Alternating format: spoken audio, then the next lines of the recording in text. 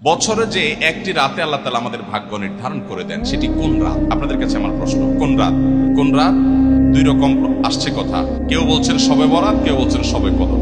আচ্ছা, যারা শবে বরাতে নির্ধারণ হয় এইটি বিশ্বাস করেন, এটি জানেন, তারা হাত তোলেন। হায় হায়, দুই তিনটা হাত মাত্র। আচ্ছা, যারা মনে করেন শবে কদরে হয়, তারা হাত তোলেন।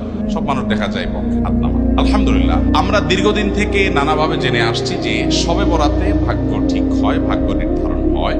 মূলত এটি নির্ভরযোগ্য কোনো কথা নয়।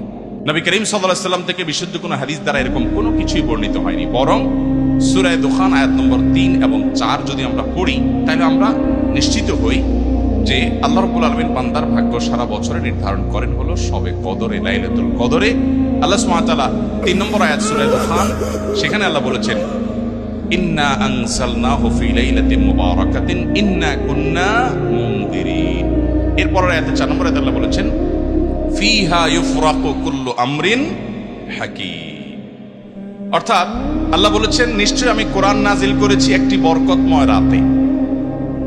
আমি মানুষকে সতর্ক করছি এই কোরআন নাজিলের মাধ্যমে, যেন তারা ভুল পথে না যায়। এই কোরআন সতর্ককারী।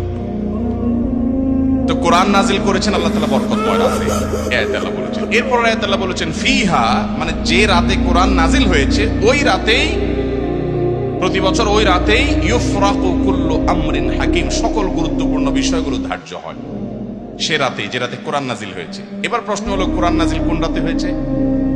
লাইলাতুল কদরে। আল্লাহ বলেছেন, ইন্না আনজালনাহু ফি লাইলাতিল, কোরআনের আরেক আয়াত বলছে লাইলাতুল কদরে কোরআন নাজিল হয়েছে। তাহলে আমরা জানলাম যে মানুষের ভাগ্য মূলত নির্ধারিত হয় লাইলাতুল কদরে।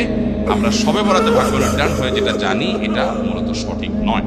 সূরা দুখান এই আয়াতের আলোকে কোন মুফাসসির, কোন বিশ্লেষক, আলিম, সম্মানিত আলিম, কোন বিশ্লেষক, মুহাক্কিক বলেছেন যে এটা শবে বরাতকে বোঝানো হয়েছে, কিন্তু এটা জমহুরের মত না। সংখ্যাগরিষ্ঠ প্রায় সকল ইমামদের মত এর ব্যতিক্রম। কারণ আয়াতে স্পষ্টই আল্লাহ বলে দিয়েছেন, যেই রাতে কোরআন নাজিল হয়েছে ওই রাতে এটি হয়। আর কোরআন নাজিলের রাত কখনো শবে বরাত নয়, শবে কদর। সেটা আমরা সবাই জানি, কোরআন পরিষ্কার করে বলে দিয়েছে। তাহলে আমরা জানলাম যে ভাগ্য নির্ধারণকারী রজনী হলো লাইলাতুল কদর।